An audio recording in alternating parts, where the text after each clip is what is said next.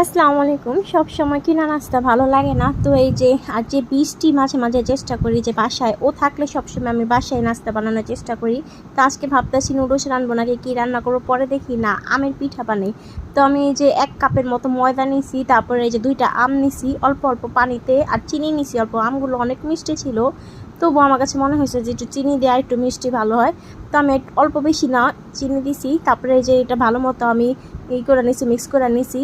তারপরে এই যে দেখেন আমি বেশি তেল দিইনি, হালকা তেল দিছি। একেবারে তেল দিলে শেষে তেলটা নষ্ট হয়ে যায়, কারণ মিষ্টি হয়ে যায়। তারপরে এই যে আমি এগুলা ভাইজা নিলাম। পিঠাগুলা অনেক মজা হয়েছে। প্রথমে আমি দেখা গেতেছে যেভাবে সহজভাবে মানে দিতেছি আর উঠাইতেছি, এতই সহজতা, পাকঘরে গেলে তো বোঝা যায় কি কষ্ট। তবু এই যে আমি পিঠাগুলো অল্প অল্প করে ভাইজা নিতেছি, বেশি একবারে দেইনি, দিলে দেখা যাবে লেগে যাব, তাই বেশি একবারে দেইনি। আমি 5-6টা করে পিঠা ভাজতেছি আর এই যে উঠাইতেছি। পিঠাগুলা বেশি সময় লাগেনি ভাজতে, অল্প সময়ের ভিতরে এই সন্ধ্যার নাস্তাটা অনেক মজা হয়েছে। আর আমের গ্রানে তো পুরা ঘর ভরে গেছে।